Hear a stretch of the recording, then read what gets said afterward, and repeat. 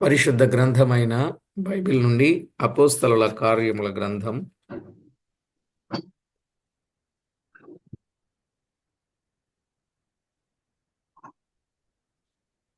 7వ వచనము నుండి చదువుకుందాం. అపోస్తలుల కార్యముల గ్రంథం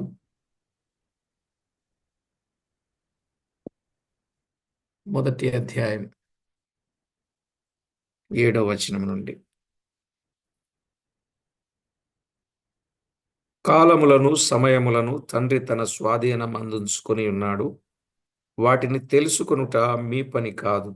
అయినను పరిశుద్ధాత్మ మీ మీదికి వచ్చినప్పుడు మీరు శక్తి నొందెదరు గనుక మీరు యెరూషలేములోను యూదయ సమరయ దేశముల యందంతటను బూదిగంతముల వరకును నాకు సాక్షులయుందురని వారితో చెప్పెను. చదవబడిన ఈ లేఖనం కొరకై ప్రార్థన చేసి వాక్యాన్ని ధ్యానం చేద్దాం. ప్రతివారు ప్రార్థనలో ఏకీభవించండి.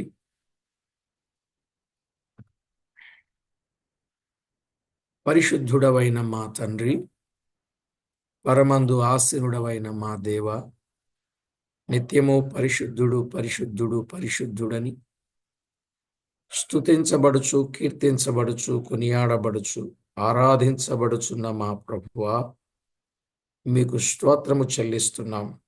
మీ ప్రభావ మహాత్యమును బట్టి, మీ ఔన్నత్యమును బట్టి మిమ్మును మేమెంతో స్తుతిస్తున్నాం. మాకు చాలిన దేవుడవైన మిమ్మును కొనియాడడానికి మీరు మా పట్ల చూపుచున్న మీ కృపా కనికరాలను అన్నింటిని బట్టి మీకు స్తోత్రాలు అర్పిస్తున్నాం. మా దేవా, మా ప్రభువా, మమ్మను అన్ని విషయాల్లో జ్ఞాపకం చేసుకుని మీ నామాన్ని హెచ్చించున్నట్లు, మీకు రావలసిన ప్రభావమును ఆపాదించున్నట్లు మమ్మను మీరు సిద్ధపరుస్తున్నందుకు మిమ్మల్ని ఎంతో స్తుతించుచు ఘనపరచుచు కొనియాడుచు అల్పుడనైన నన్ను బలపరచి మీ పక్షంగా ఉపయోగించి మీరు మహిమ పొందుతారని కోరుచు మా ప్రభు అయిన యేసు క్రీస్తు అమూల్యమైన నామమున స్తోత్రము చెల్లించి స్తుతించి ప్రార్థించి మిక్కిలి వినయముగా బ్రతిమిలాడి వేడుచు ఉన్నాం మా పరమ తండ్రి. ఆమేన్.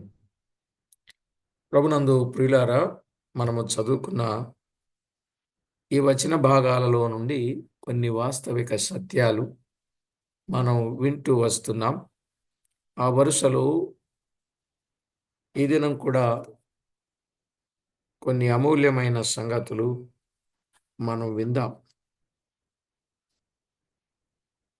గత వర్తమానంలో తండ్రి యొక్క వాగ్దానము కొరకు కనిపెట్టుకుని ఉండుటను గురించిన విషయాలు మనం విన్నాం కదండి. తర్వాత యేసు ప్రభు 40 రోజుల పాటు దేవుని రాజ్యాన్ని గూర్చి వారికి నేర్పుతూ వచ్చాడని 6వ వచనంలో విన్నాం. 5వ వచనంలో కొద్ది దినములలో పరిశుద్ధాత్మలో బాప్తిస్మము పొందుతారనే విషయాన్ని మనం విన్నాం. ఇప్పుడు 7వ వచనంలో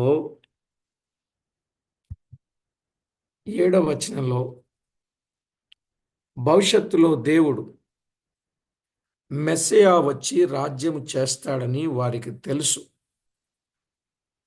భవిష్యత్తులో మెస్సియా వచ్చి వారికి రాజ్యము చేస్తాడని వారికి తెలుసు. 3వ అధ్యాయంలో 19 నుండి 21, 3వ అధ్యాయం 19 నుండి 21 వచనం.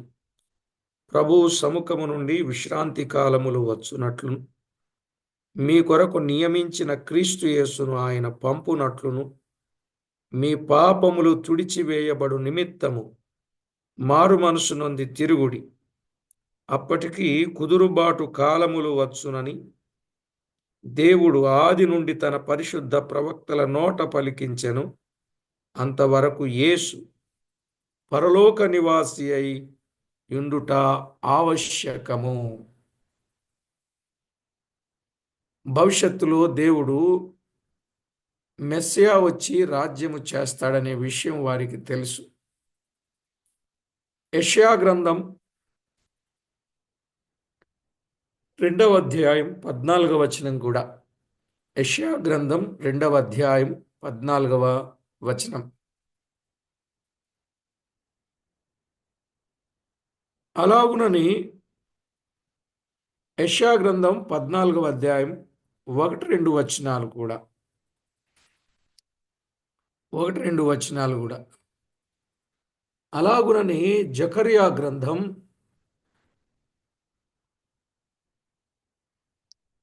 1-4 1-4 అధ్యాయాలలో దేవుడు ఎప్పుడు ఎలా చేస్తాడో ఎవరికి తెలియదు. అయితే ఆయన వస్తాడని, రాజ్యము చేస్తాడని మాత్రం తెలుసు.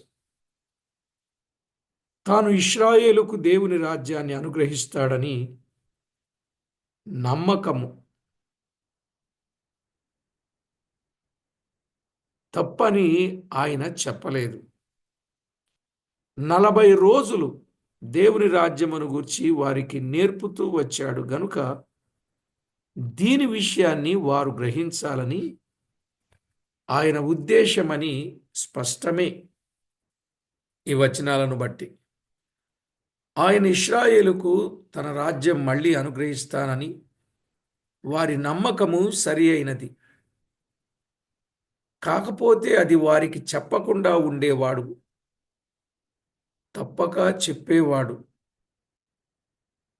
ఎందుకు అంత వివరంగా అంటే తేదీలు కాలాలు చెప్పలేదంటే తేదీలు కాలాలు తెలుసుకోవడం వారి పని కాదని మాత్రమే చెప్పారు.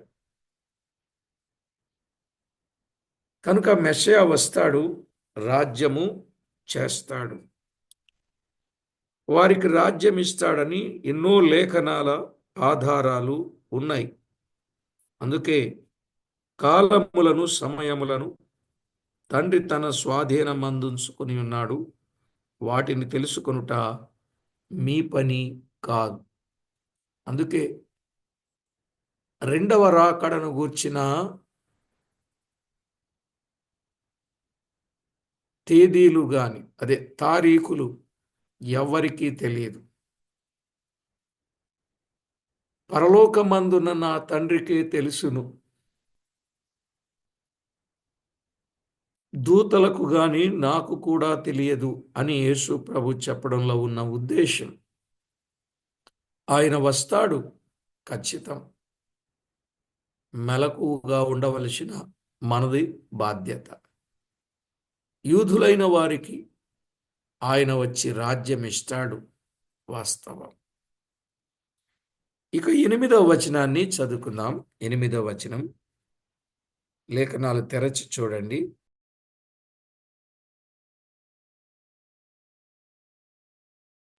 మనము చదివినప్పుడు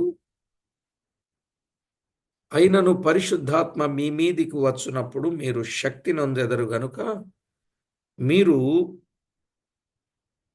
యెరూషలేములోను యూదయ సమరయ దేశముల యందంతటను బూదిగంతముల వరకును నాకు సాక్షులయుందురని వారితో చెప్పాడు. కాబట్టి ఇక్కడున్నటువంటి ఆలోచన, పరిశుద్ధాత్మ మీ మీదికి వచ్చినప్పుడు శక్తి పొందుతారని చెప్పాడు. పరిశుద్ధాత్మ శక్తిని వేరు చేయలేం. పరిశుద్ధాత్మ వచ్చినప్పుడు వారు శక్తితో నింపబడిరి.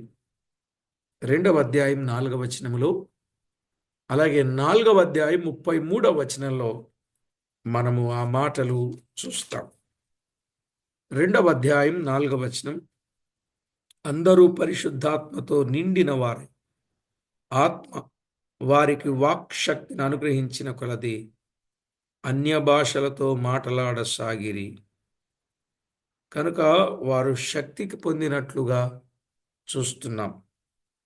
ఇక 4వ అధ్యాయం 33వ వచనం కూడా మనము చదివినప్పుడు వారు పునరుత్థానపు శక్తిని వారు పొందారు. పొందిన వారు వారేం చేస్తున్నారు? పునరుత్థానమును గూర్చి వారు సాక్ష్యమిచ్చుచూ ఉన్నట్లుగా చూస్తున్నాం.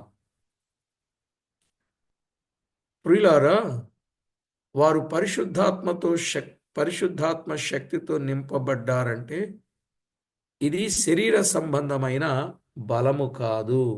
మొట్టమొదట తెలుసుకోవాలి, ఇది శరీర సంబంధమైన బలము కాదు, ఇది ఆత్మ సంబంధమైనది. ఎఫెసీ పత్రిక 3వ అధ్యాయం 16వ వచనం. ఎఫెసీ పత్రిక 3వ అధ్యాయం 16వ వచనములో మనము చూడొచ్చు, వారు అట్టి శక్తి పొంది సాక్ష్యమిచ్చెదరు అన్నాడు. ఎక్కడా వారు సాక్ష్యమిచ్చేది? ఎక్కడ? యెరూషలేములు, యూదయలు, సమరయలు బూదిగంతముల వరకు నాకు సాక్షులయ్యుందురని చెప్పాడు. యెరూషలేములు, యూదయలు, సమరయలు బూదిగంతముల వరకు. నిజమే, మొదటి నుండి 7 అధ్యాయాలలో వారు యెరూషలేములో సాక్ష్యమిచ్చారు. మొదటి నుండి 7 అధ్యాయాలలో వారు ఇలానే యెరూషలేములో సాక్ష్యమిచ్చారు. 2వ అధ్యాయం 32వ వచనం. 2వ అధ్యాయం 32వ వచనం. ఈ యేసును దేవుడు లేపెను, దీనికి మేమందరం సాక్షులం అన్నారు. 3వ అధ్యాయం 14-15 వచనాలు. మీరు పరిశుద్ధుడు నీతిమంతుడైన వారిని నిరాకరించి నరహంతకుడైన మనుషుని మీకు అనుగ్రహింపమని అడిగిచిరి. మీరు జీవాధిపతిని చంపితిరి గాని దేవుడు ఆయనను మృతులలో నుండి లేపెను, అందుకు మేము సాక్షులం అని చెప్పారు. అందుకు మేము సాక్షులం. ఇక 4వ అధ్యాయం 17 నుండి 20 వచనాలు మనం ఎరుగుదు.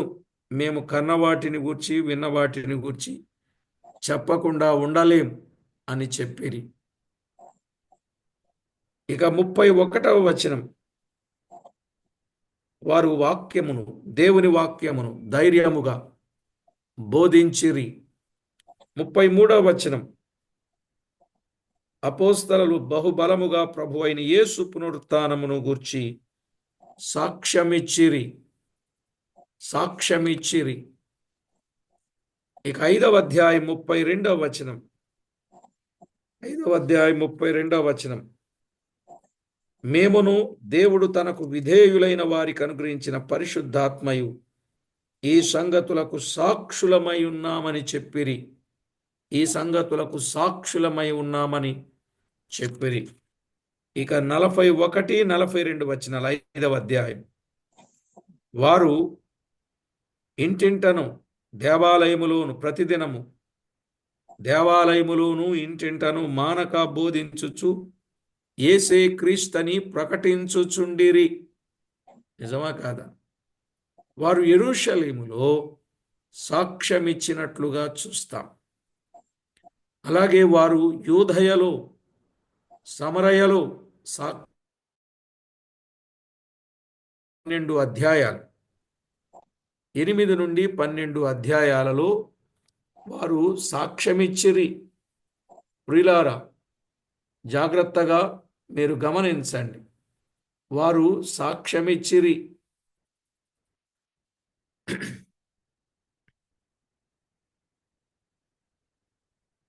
వారు సాక్ష్యమిచ్చిరి. 8వ అధ్యాయం 4 నుండి 8 వచనాలు. 8వ అధ్యాయం 4 నుండి 8 వచనాలు. అలాగే 25వ వచనం.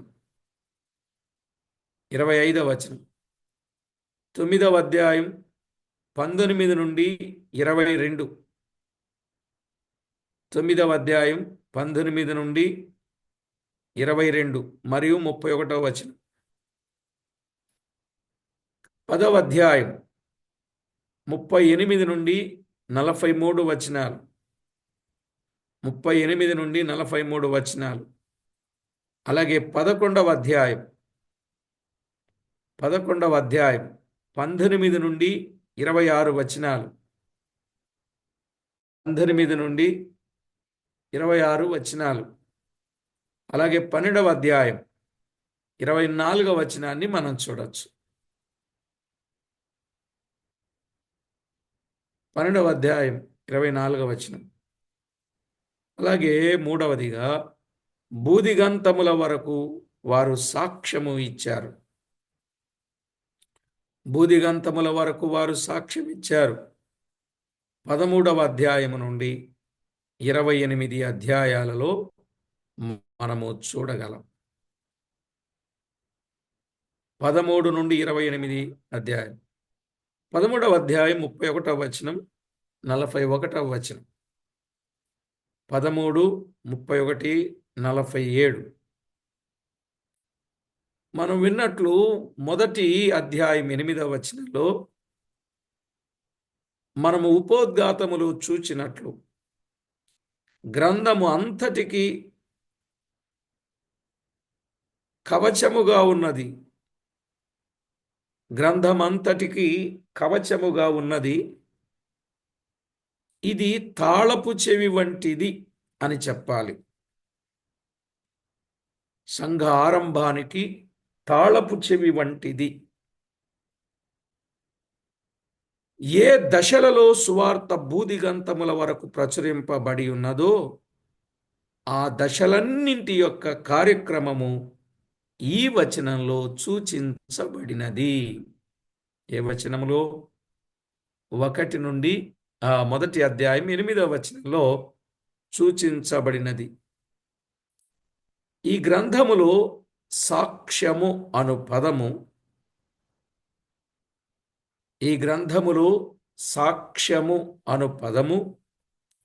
సాక్ష్యము అను సూచించు పదములు 39 సార్లు ఉన్నాయండి.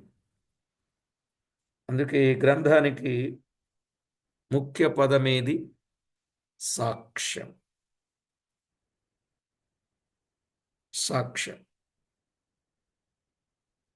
తాను చూచినది లేక విన్నది లేక అనుభవపూర్వకముగా కలుసుకున్నది ఇతరులకు చెప్పేవారు సాక్షులు. అర్థమైందండి? తాను చూచినది, సాక్షులంటే ఎవరు? తాను చూచినది, తాను విన్నది లేక అనుభవపూర్వకముగా కలుసుకున్నది ఇతరులకు చెప్పేవారు సాక్షులు. వారిని క్రీస్తు రాయబారులు అంటారు. క్రీస్తు రాయబారులు, అంబాసిడర్స్ అంటారు ఇంగ్లీష్లో. అంబాసిడర్స్ అంటే క్రీస్తు రాయబారులు. ఇదివరకు మనకు కూడా కారులో ఒక కారు ఉండేది, అంబాసిడర్ కారు. ఆ కారు అంత స్ట్రాంగు ఇప్పుడు వచ్చిన ఏ కార్లు లేవు. ఒకవేళ ఏదైనా ఉందంటే ప్రస్తుతానికి ఇన్నోవా ఒక్కటి మాత్రమే. అవును కదండి? కార్లు ఎరిగిన వారికి ఆ సంగతి తెలుసు. కాబట్టి విషయాన్ని మనము జాగ్రత్తగా ఆలోచన చేసినప్పుడు సంగతి మనకు అర్థమవుతుంది. సరే ప్రియులారా, క్రీస్తు రాయబారులు యేసు భూమి మీద చనిపోయి బ్రతికి లేచి శరీరముతో పరలోకమునకు వెళ్ళాడని సత్యాలను ప్రకటించువారు. యేసు ప్రభు భూమి మీద ఏమయ్యారు? చనిపోయారని, మరలా బ్రతికారని, లేచి శరీరముతో పరలోకమునకు వెళ్ళాడనే సత్యాలు ప్రకటించేవారు. ఆ విషయాలను వారు తమ సొంత చెవులతో విన్నారు, కన్నులారా చూచారు, నిదానించి కనుగొన్నారు, చేతులతో తాకి చూచారు, అందువల్లనే ప్రకటించారు. 4వ అధ్యాయం 19, 20 వచనాలు. 4వ అధ్యాయం 19, 20 వచనాలు. అలాగే యోహాను రాసిన మొదటి పత్రిక మొదటి అధ్యాయం 1-2 వచనాలు. యోహాను రాసిన మొదటి పత్రిక మొదటి అధ్యాయం 1-2 వచనాలు. అప్పటి నుండి ఆ సాక్ష్యం ఇంకను కొనసాగుతూనే ఉంది. ఇప్పుడు లోకమంతటా ఉన్న దేవుని సేవకులు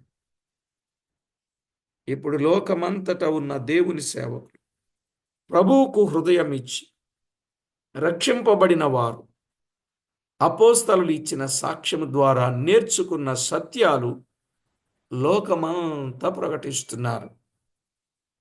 అర్థమైందండి? ఎవరెవరు? దేవుని సేవకులు, ప్రభువుకు హృదయం ఇచ్చి రక్షించబడిన వారు, అపోస్తలులు ఇచ్చిన సాక్ష్యము ద్వారా నేర్చుకున్న సత్యాలు లోకమంతా ప్రకటిస్తున్నారు. అంత మాత్రమే కాక తాము ప్రభు ద్వారా పొందిన మేలును ప్రకటించుచున్నారు. వారన్నమాట అదే, క్రీస్తు ప్రేమ మమ్మును బలవంతము చేసినది అన్నారు. ఎందుకంటే ఆయన అందరి కొరకు మృతి పొందాడు కాబట్టి ఆ సంగతిని మేము చెప్పకుండా ఉండలేము. ఆహా, వారి కాన్సెప్ట్ ఎంత గొప్పదండి.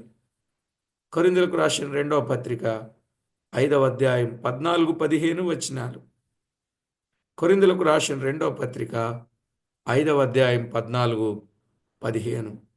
అలాగే హెబ్రీ పత్రిక 2వ అధ్యాయం 9-10 వచనాలు. హెబ్రీ పత్రిక 2వ అధ్యాయం 9-10 వచనాలు. గనుక అందరూ మృతి పొందారని, అలాంటి వారిని ప్రభువు తిరిగి బ్రతికించాడని, ఈ బ్రతికిన వారు అంటే జీవించేవారు ఇక మీదట తమ కొరకు కాక తమ నిమిత్తము మృతి పొంది తిరిగి లేచిన ప్రభువు కొరకే జీవించాలి అని, ఆయన అందరి కొరకు మృతి పొందాడు అనే విషయం మనకు అర్థమైంది. ఆయన మృతి పొంది తిరిగి లేచింది దేనికండి? మన కోసమే. జీవించే మనము మన నిమిత్తము కాక మన కొరకు మృతి పొంది తిరిగి లేచిన ప్రభు కొరకు మనము జీవించాలి. అవును కదా? మరి ఎవరి కొరకు జీవిస్తున్నాం? ఓ ప్రియులారా, మనము ఎవరి కొరకు జీవిస్తున్నాం? మన కొరకు మనము జీవిస్తున్నామా? ఇతరుల కొరకు మనము జీవిస్తున్నామా? జీవితకాలం అంతా కూడా చాలా మంది వారు చేసే పని ప్రియులారా తమ కొరకే అన్నట్టు, తమ వాళ్ళ కొరకే అన్నట్టు, ఇక్కడే ఉంటాము అన్నట్టు పని చేసుకుంటున్నారు. ఏమంటారు? తమ కొరకు, తమ వాళ్ళ కొరకు, అసలు ఇక్కడే ఉంటాం, మా నివాసం ఇక్కడే, ఇక్కడి నుంచి మేము ఎప్పుడు ఎక్కడికి వెళ్ళాం అన్నట్లుగా, ఇక్కడే ఉండి పని చేసుకునే వాళ్ళు అన్నట్టుగా ఎంత బిజీ లైఫ్లో ఉంటారో, కూడికి కూడా రాలేరు, ప్రభు సన్నిధికి రాలేరు, బైబిల్ చదవడానికి టైం లేదు, ప్రార్థన చేసుకోవడానికి టైం లేదు. ఏమంటే full busy busy busy busy busy busy busy. ఈ బిజీ బిజీ బిజీ అనే వాళ్ళని ఏదో ఒక రోజు ప్రభు ఏం చేస్తారు? బిజీ లేకుండా ఫ్రీగా ఉండేటట్టు చేస్తారు. ప్రభువును నమ్ముకోకుండా ఉన్నవారు పాతాళానికి వెళ్ళి బిజీగా ఉంటారు. దేనికి బిజీ అక్కడ?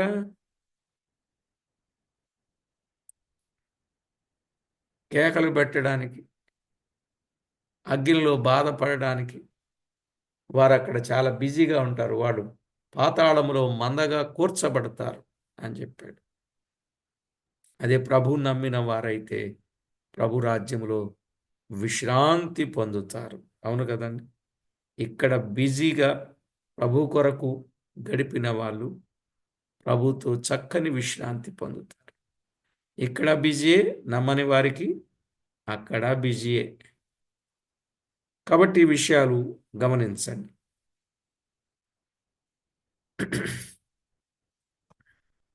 ఆయన అందరి కొరకు విమోచన కార్యాన్ని సిద్ధం చేశాడు గనుక ఎవరు తమ పాపములను బట్టి నరకమునకు వెళ్ళక పాప పరిహారము పొంది పరలోక రాజ్యము చేరే ఏర్పాటు ప్రభు చేశారు గనుక ప్రతి ఒక్కరూ ఈ వర్తమానము అందించవలసిన బాధ్యత మన మీద ఉన్నది. ఎవరి మీద ఉందండి? మన మీదే ఉన్నది.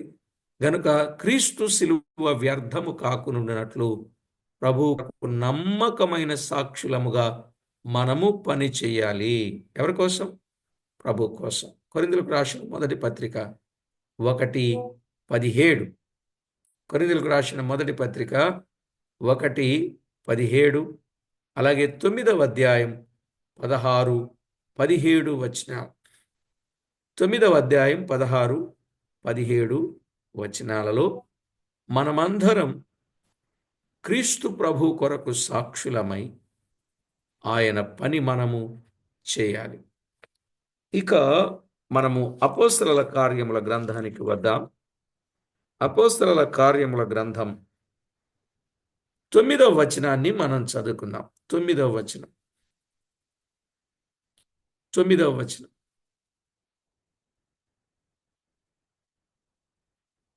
9 నుండి 11 వచనాలు కూడా చదువుకుంటే మంచిది. ఈ మాటలు చెప్పి వారు చూచుచుండగా ఆయన ఆరోహణమాయను. అప్పుడు వారి కన్నులకు కనబడకుండా ఒక మేఘము ఆయనను కొనిపోయెను.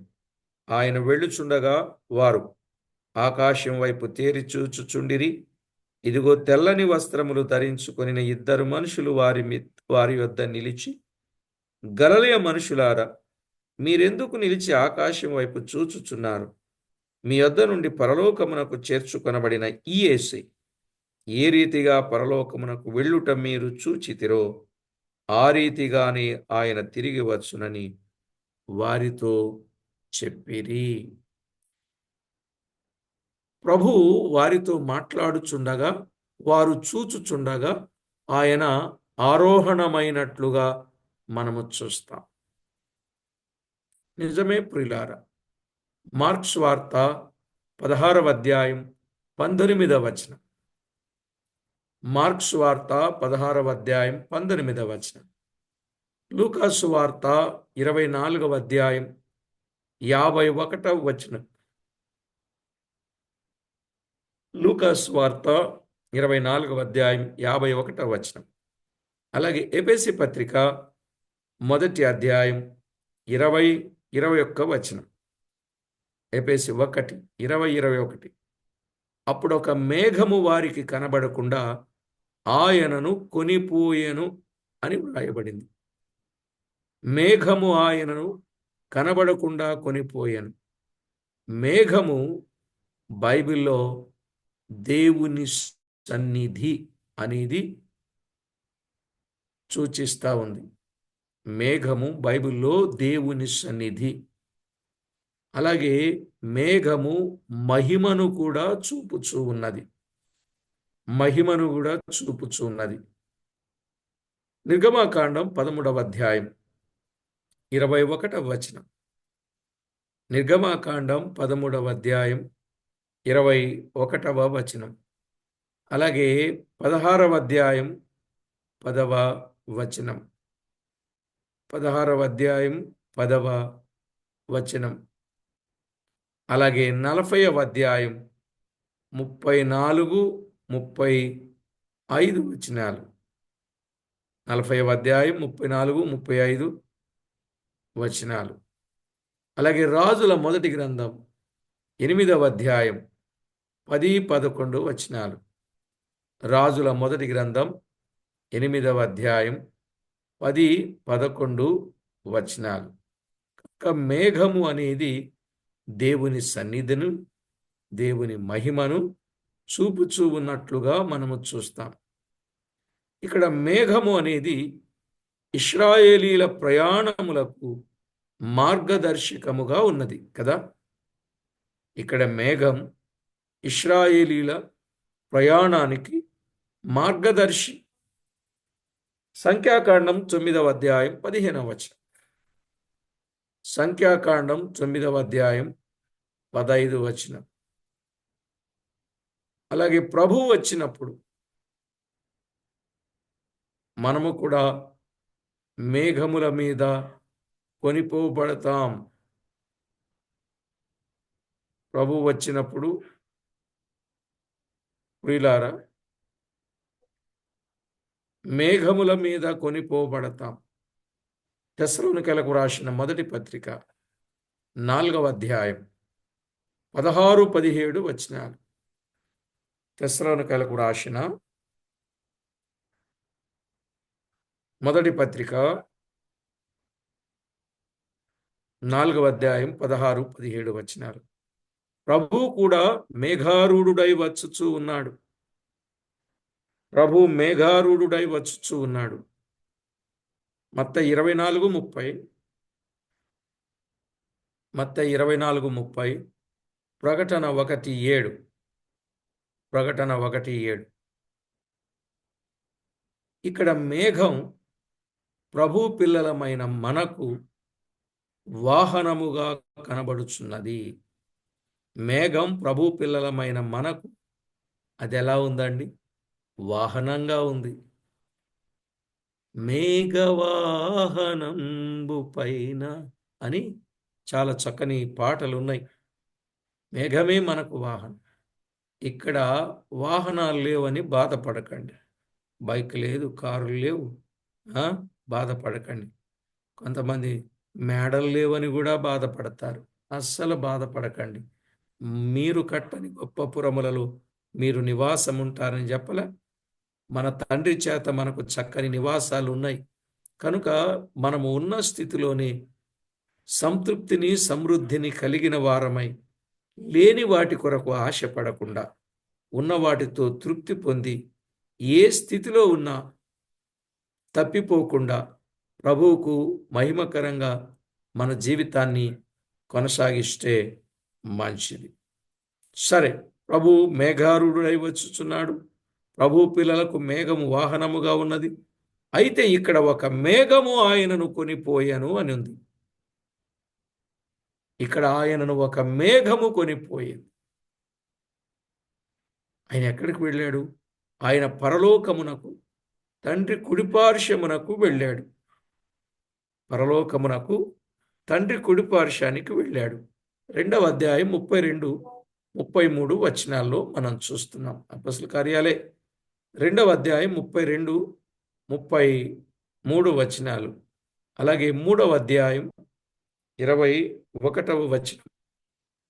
పరలోక నివాసి అయి ఉంటాడు అనే మాట అక్కడ చూస్తాం. అలాగే ఎఫెసీ పత్రిక 4:10 ఎఫెసీ పత్రిక 4వ అధ్యాయం 10వ వచనం. హెబ్రీ పత్రిక 1వ అధ్యాయం 4వ వచనం.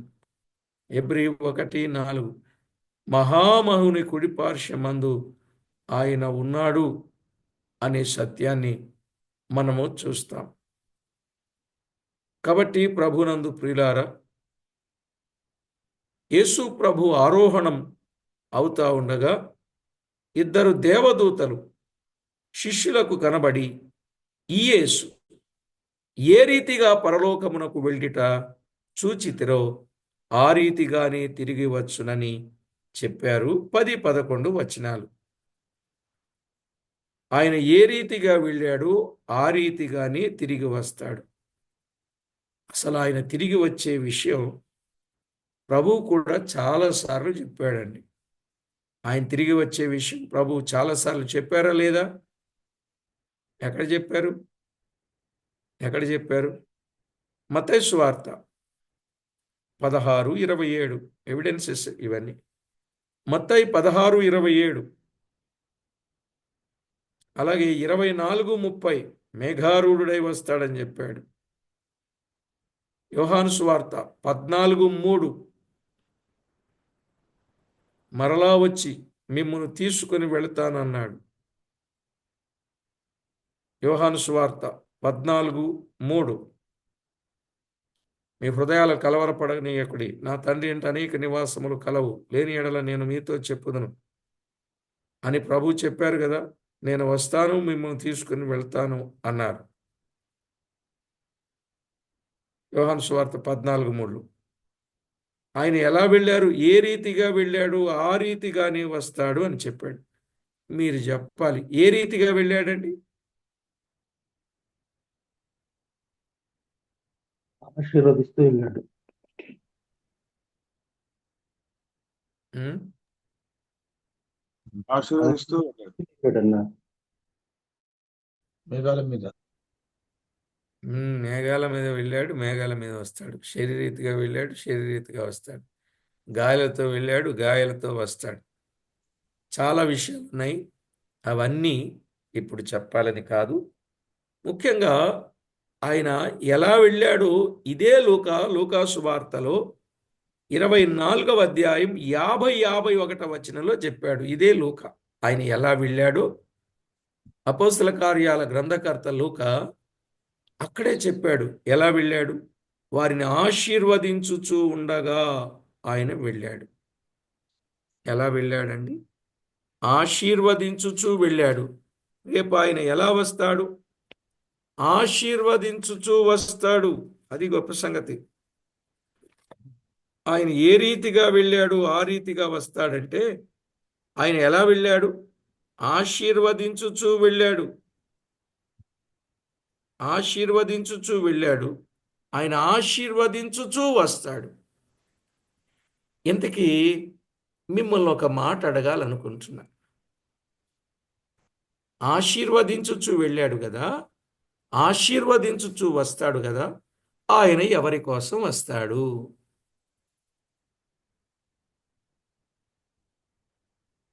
నా కోసం, నా కోసం, నా కోసం, నా కోసం అని చెప్తారా? లేక ఇంకెవరి కోసమో వస్తాడని చెప్తారా? అసలు ఏం చెప్తారు? పరిశుద్ధుల కొరకు. అబ్బా, ఏం చెప్పారండి మీరు!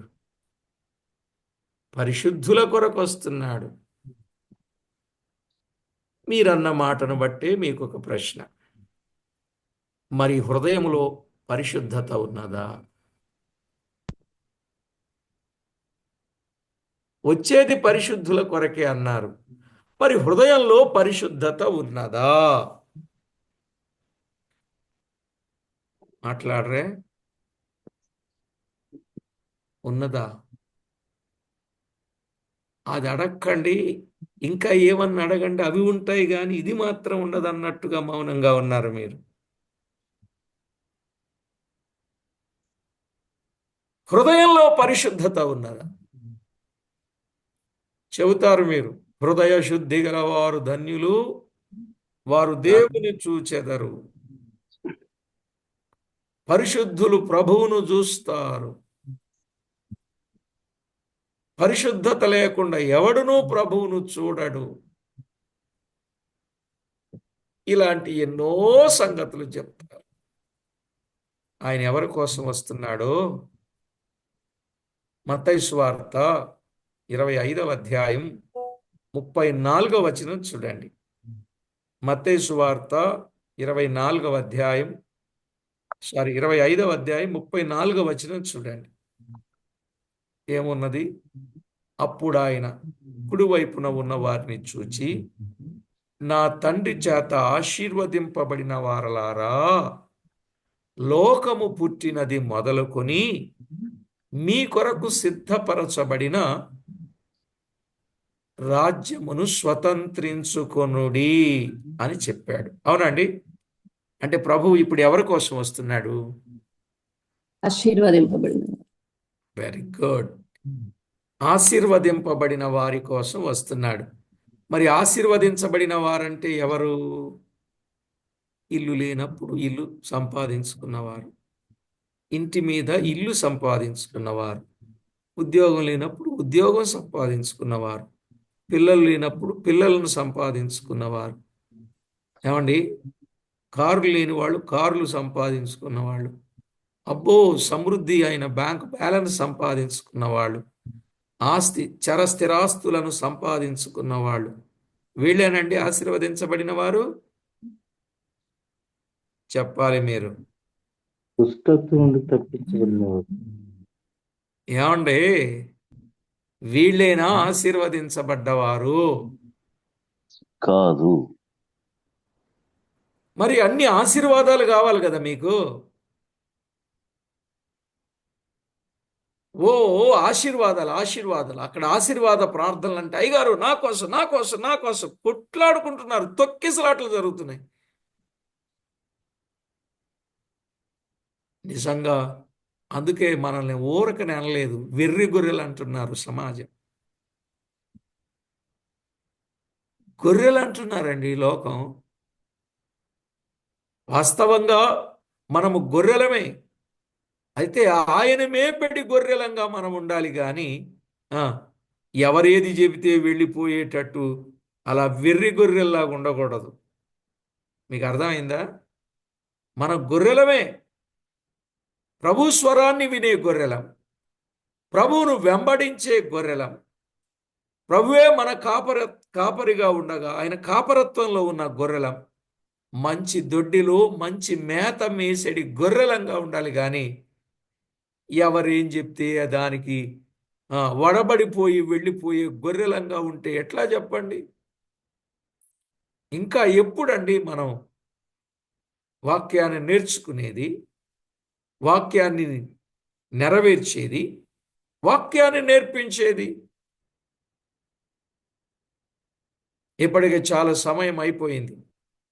దయ ఉంచి అర్థం చేసుకొని సమయాన్ని వృధాపరచుకోకుండా ఉన్న కొద్ది సమయమైనా సరే ప్రభువు కొరకు ఉపయోగించండి.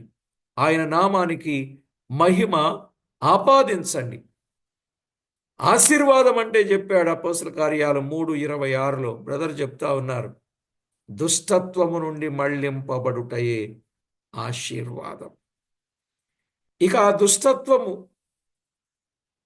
అనేది ఏది మనలో ఉండకుండా ప్రభువు కొరకు నమ్మకంగా జీవించాలి. అలాగూ ఆశీర్వదింపబడిన వారి కొరకు ఆయన వస్తున్నాడు. ఆయన ఎలా వెళ్ళాడు? ఆశీర్వదించుచు. ఎలా వస్తున్నాడు? ఆశీర్వదించుచు. ఎవరి కొరకు వస్తున్నాడు? ఆశీర్వదింపబడిన వారి కొరకు వస్తున్నాడు. నా తండ్రి రాజ్యాన్ని స్వతంత్రించుకోండి అని చెప్తాడు. అలాగున మనము ఆలోచన చేయాలి కానీ భౌతిక సంబంధమైన వాటి కొరకు ఆలోచన చేయకండి. ఒకవేళ ఆశీర్వదించబడిన వారంటే నమ్మిన వారి కంటే నమ్మనోళ్ళ దగ్గర ఆస్తులు ఎక్కువ ఉన్నాయి. అవునండి, నమ్మినోళ్ళ కంటే నమ్మనోళ్ళ దగ్గరే దండిగా ఉన్నాయి. వాళ్ళు వెళ్ళిపోతారు ఇంకా. వాళ్ళకి ఎక్కడదండి చోటు? ధనవంతుడు దేవుని రాజ్యములో ప్రవేశించడు, ఒంటె సూది బెజ్జములో దూరుట సులభం అని చెప్పాడు. ఇన్ని సత్యాలు ఎరిగిన మనం ఇంకా ఈ ఆశీర్వాదాల పేరట పోకూడదండి. ఎంత మాయ చేస్తున్నారండి. నువ్వు 100 ఇస్తే 200, నువ్వు 500 ఇస్తే 1000 రూపాయలు, 1000 ఇస్తే 10,000, 10,000 ఇస్తే 1,00,000, 1,00,000 ఇస్తే 10 లక్షలు నీకు వస్తాయి, దేవుడిని నా ఆశీర్వదిస్తాడని చెప్పి వారు మాట్లాడుతున్నారు. ఇప్పుడిప్పుడే అలా మోసం చేసే వాళ్ళ మీద ప్రభుత్వాలు కూడా కన్నువేశాయి. ఇప్పుడు వారి మీద కేసులు పెట్టే ప్రయత్నం చేస్తున్నారు. కేసులు పెడుతున్నారు. ఇప్పుడు అర్థమవుతుందా? ఇక్కడ ఉంటుంది, రేపు అక్కడ ఉంటుంది. ప్రభు అన్నాడు, ప్రభువా నీ నామమున అద్భుతాలు చేయలేదా? నీ నామమున స్వస్థతలు చేయలేదా? నీ నామమున ప్రవచనాలు చెప్పలేదా? నీ నామమున ఇంకెన్నెన్నో చేయలేదా? నీ నామమున దెయ్యాలను వెళ్ళగొట్టలేదా? అక్రమము చేయువారలారా నా యొద్ద నుండి పొండి అంటాడు. ఏమండి అంటాడంట. అయ్యో, అసలు జరగకపోయినా జరిగినాయి అని సాక్ష్యాలు చెప్పిస్తారు. యూట్యూబ్లో చాలా వచ్చేస్తున్నాయి. ఆ పర్సన్స్ను కూడా అప్పుడేం చెప్పారు, ఇప్పుడేం చెప్పారు, పర్సన్స్ కూడా తీసుకొచ్చి మరి చూపిస్తున్నారు. ఆ రోజు ఏం చెప్పిందో, ఈ రోజు ఏం చెప్పిందో. రేపొద్దున ఈ మెరాకిల్ సెంటర్స్ అన్నీ కూడా ఏవే ఉన్నాయి కదా, ఈ అద్భుతాలు చేసే సెంటర్స్, ఈ స్వస్థత శాలలు, ఇవన్నీ మూతబడే రోజు వస్తుంది. దేవుని వాక్యమే ప్రబలే రోజు వస్తుంది. అందుకే వాక్యానికే ఫస్ట్ ప్రయారిటీ ఇవ్వాలి మనం. అవన్నీ ప్రభు కృప, ఎవరి విశ్వాసాన్ని బట్టి వారు బాగుపడతారు, అది వేరే విషయం. కానీ విశేషంగా పాపానికి విడుదల కలగాలి, రక్షణ పొందాలి, శిక్ష నుండి తప్పించుకోవాలి. ఈ క్రమాన్ని మనం పాటించాలి. 1, మారు మనసు, అదే పాప క్షమాపణ అనగా రక్షణ పొందాలి. 2, బాప్తిస్మము పొందాలి. 3, సంఘములో చేర్చబడాలి. 4, ఆరాధన చెయ్యాలి. 5, సంఘములో సాక్ష్యము కలిగిన వ్యక్తులంగా ఉండాలి. 6, మందిరాన్ని మానకుండా రావాలి. 7, ప్రభు కొరకు ఇతరులకు సాక్ష్యం ఇవ్వాలి. ఈ పనులు మనం చేస్తే నిజంగా మనం ఆశీర్వదించబడిన వారం. ఆ విధంగా మీరు సిద్ధపడాలని ప్రేమతో మనవి చేస్తూ ప్రార్థన చేసుకుందాం. పరిశుద్ధుడవైన మా ప్రియ ప్రభువా, తేటగా మాతో మాట్లాడారు, అందుకై స్తోత్రము చెల్లిస్తున్నాం. ప్రభువా, ఏ రీతిగా వెళ్ళారు ఆ రీతిగానే వస్తానన్నారు. వెళ్ళారు, వస్తారు. ఈ మధ్యలో మేము చేయవలసిన పని మాకు అర్థమైంది. మీ కొరకు మేము సాక్షులంగా ఉండాలని, ఏది విన్నామో, ఏది చూచామో, ఏది అనుభవిస్తున్నామో దానిని ఇతరులకు సాక్ష్యము చెప్పేవారముగా దినదినము మమ్మను మీరు బలపరచి సిద్ధపరచమని, తోడయుండి కనికరించి కాపాడమని, ఈరోజు విన్న వారందరూ వారున్న స్థలాలలో మీ కొరకు సాక్ష్యమిస్తూ బహుదూరము సాక్ష్యము చెప్పేవారిగా సిద్ధము చేయమని కోరుచు. మా ప్రభు అయిన యేసుక్రీస్తు అమూల్యమైన నామమున స్తుతించి స్తోత్రించి ప్రార్థించి మిక్కిలి వినయముగా బ్రతిమిలాడి వేడుచూ ఉన్నాం మా పరమ తండ్రి. ఆమేన్. ప్రభునందు ప్రియులారా, ప్రభు మహాకృపను బట్టి